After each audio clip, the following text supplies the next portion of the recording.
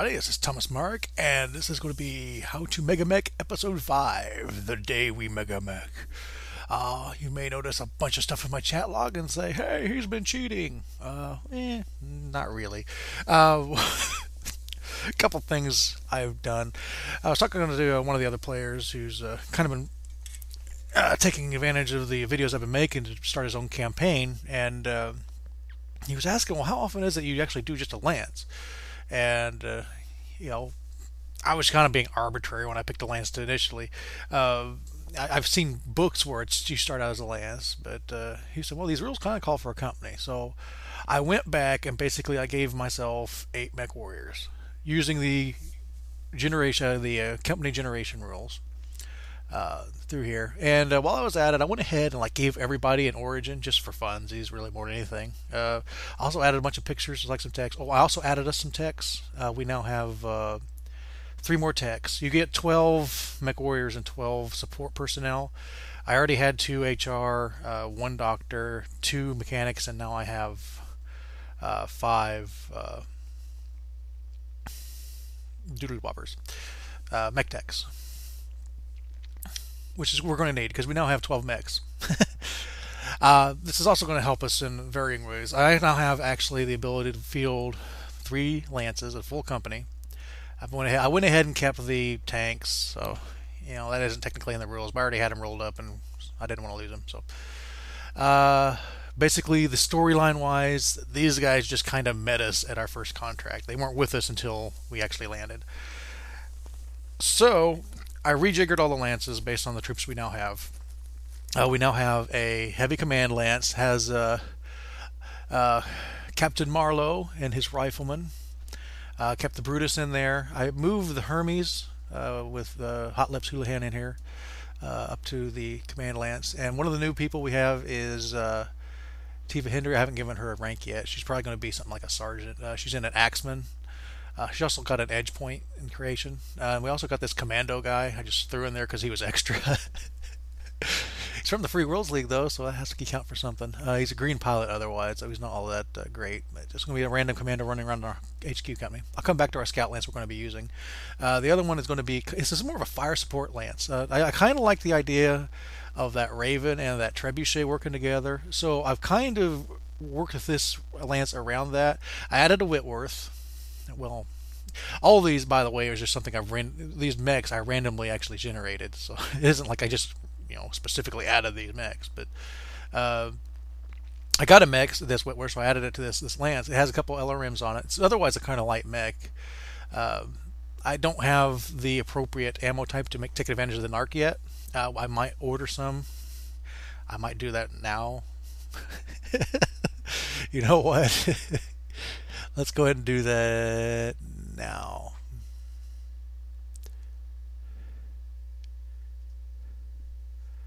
Ammo.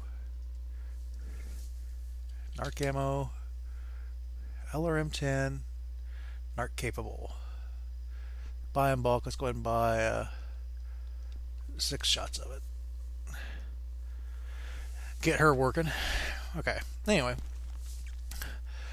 And then I got an enforcer basically as kind of a close-in support. And I also went ahead and added the maximum heavy transport. And when our infantry unit actually arrives, sometime I think eventually, I'll add that to this unit as well to be for her to carry people around with. And finally, I've got a scout lance, which I've nicknamed Harpy Lance because they're all jump capable and they're all piloted by women. But we ended up with a Blackjack 3, and I made her a lieutenant, so she's the officer in charge, even though she's a green mech warrior. They're all, well, no, she's regular, but oh well. The Blackjack actually came with this person, so I left her in it. And then we got 2 Stinger 3Rs and a Valkyrie QA. And this is what we're actually going to be running in. Let me go ahead and save because I made a change.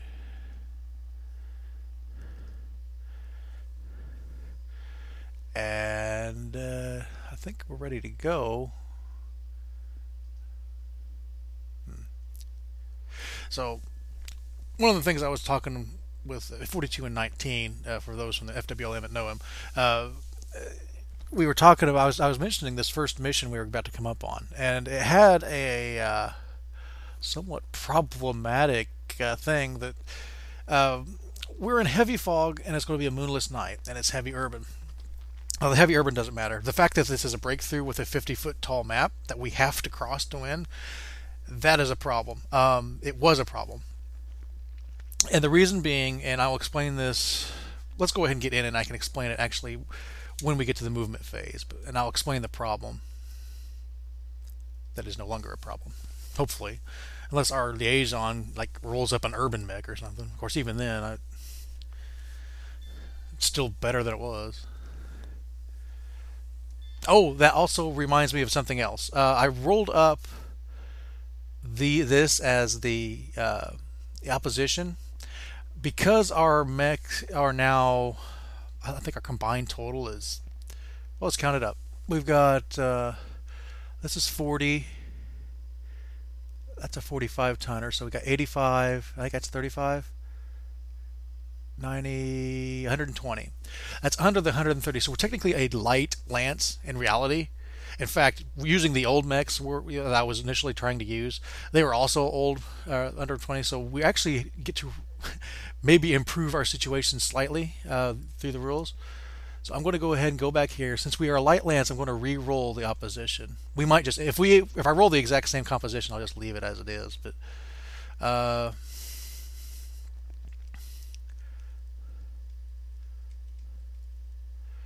okay, light. Here we are. There's also for some reason rules over here that says that you must have a mech lance. I'm not worried about that. If I get just vehicles, I get vehicles. I'll consider it lucky. Okay, I roll a d20 as a light. Let's see, before I had a d20, I rolled low. I rolled two lights, but here you can kind of see where I'm saying they're stacking the deck against us. You know, if I'm in a light lance, well, I get a medium lance to fight, or two light lances, or a heavy lance. You know, I might roll up this heavy lance, which is, let's just not think about that. 7, 1 medium. Okay, so I'm going to change our opposition. Technically, rolling low is a little bit more realistic. 1 medium, a light lance, it would be tough to fight on medium lance, but it can be done. A heavy lance, technically you could win with any of those, but that's why I was saying it was stacking the deck. Okay.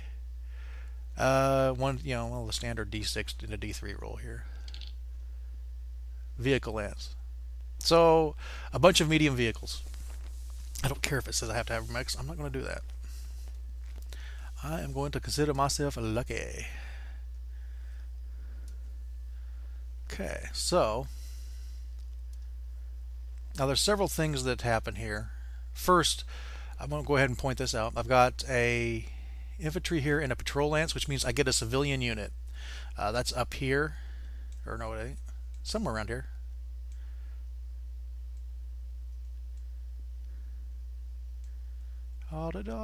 Here we are, civilian units. I roll a d10, and I will add this to the unit. And I don't have to care about this guy. It's a 1, a coolant truck.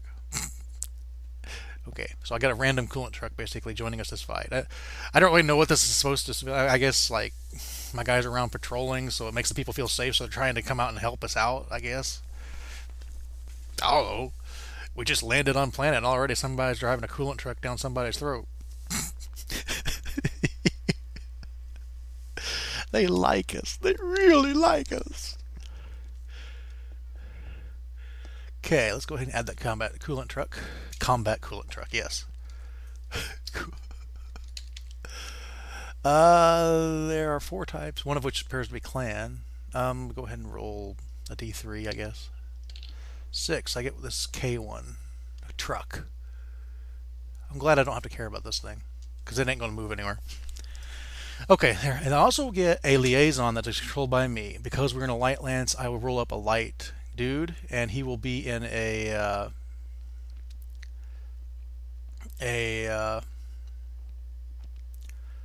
Liao mech. Because our contract is with Liao, that he'll be in a Liao mech. I'll go ahead and use the 3052, Inner Sphere, House Liao, mech, light. Now for upgrades, not upgrades, basically a D2 roll, half and half. That's in the lower half, so he gets a non-upgraded mech. Oops, he only gets 1. one that would actually fit in a scout lance. The rules for scout lance is it has to go 5 hexes and be able to jump at least, or 6 hexes and not be able to jump. Okay, fine. He gets something that is going to get him killed. Ah, that's irritating. That's irritating indeed. I guess I could have done it from the other, but I didn't. Oh yeah, that one doesn't jump. It doesn't move fast enough either. Yes! Technicality! Remove that. No, I do not want it. Go away. Whatever. Oh, clear. Clear? Yeah, there we go. Clear. Clear. Alright, gotta love technicalities. Because Liao mechs are so bad, he's going to have to give us something that gives him survivability. Just to join. It's kind of sad the 2 mechs the Liao mechs get to join the Scout Lance doesn't even qualify. Okay, Wasp 1L. We can deal with that. I think that's a jump cape. I've never heard of a 1L.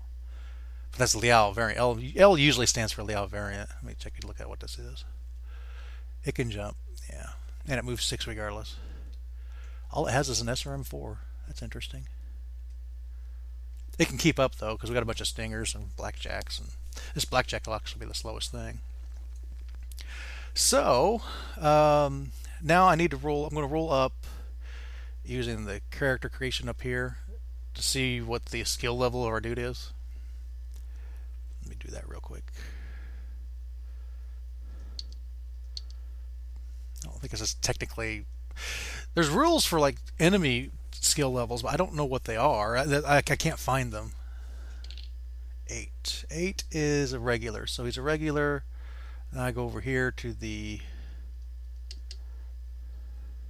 Well, I know. It's just your buttons are finicky. 6, so he will be a 3-4 pilot, which is technically a veteran, but I'll take it.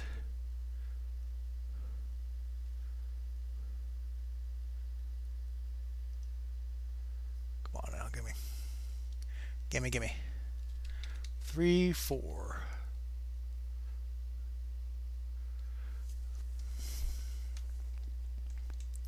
I don't think he gets anything else.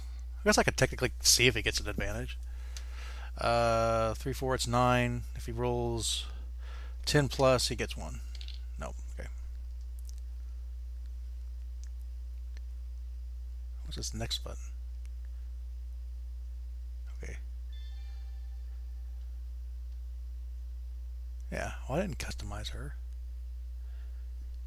I just said okay. Okay. Just make sure everything's correct here. So this is the group that we're going to be trying to break through. Now, a breakthrough is we start at the bottom of the map. Now, let me go ahead and make the map here too. First, we need to go in here. We need to load up our map, and heavy urban is.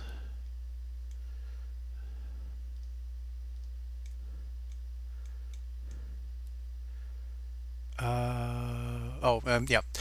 I need to roll to see which kind of heavy urban map we get. Fortress City. So coming back here, all files. I got it in the maps folder. It won't show it up for some reason. Fortress City. Here it is. Fortress City. Okay, and this will preset the map to, with the what we need. And now I need it to be an 18 by 50 foot map or hex map.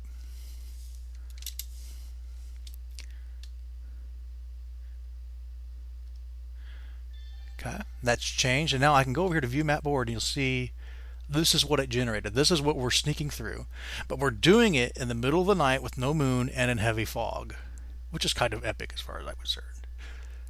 Although it was problematic, and I will get to that when we actually start the match. Okay, moonless night, heavy fog. Okay. Now we need to roll up the enemy, and we decided it was going to be 4 light machines of. I didn't roll the. composition.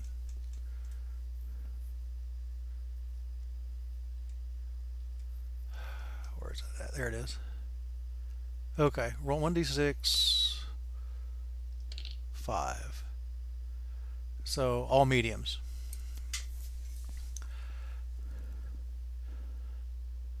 Works for me. And we're fighting against the Davions. So, well, first I need to create the bot. Also, I need to change. Our starts to the south, and the bot's princess bot here is going to be starting from the center.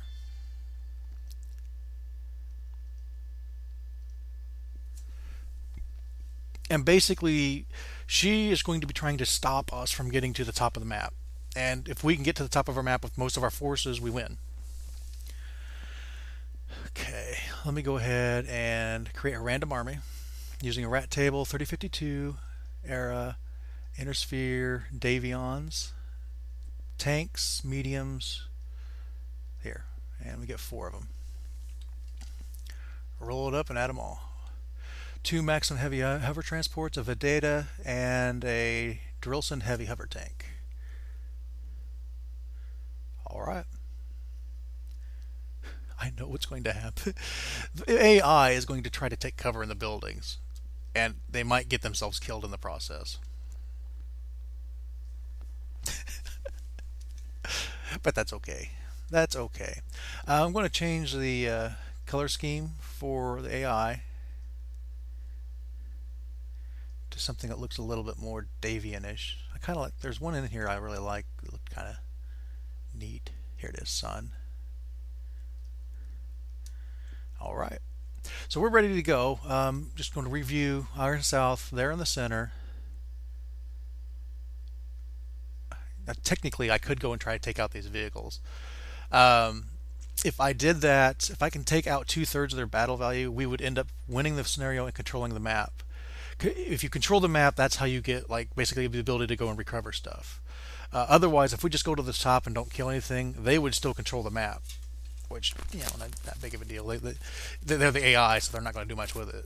It's more important for us to be able to control the map, but being the first mission, and I also know that the next mission is hide and seek defensive, which I have to use these units for, which is probably going to get us killed. But thus endeth the Harpy Lance. But for this mission, mainly we need to get to the top of the map, and we also got to make sure this guy survives, this Wasp. If he doesn't survive, we get a minor contract breach. Which, at the end of a contract, all you add up these points, positive and negative, and as long as you have a positive number at the end of it, you succeed at the contract.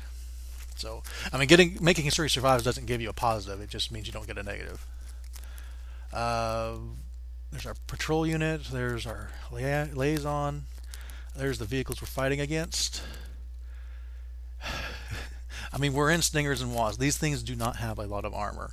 And these guys do vehicles pack some powerful punches.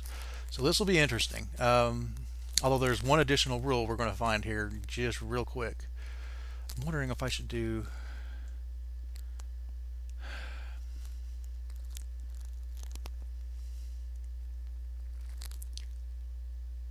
I think I can randomize the skills. Well, let's just go.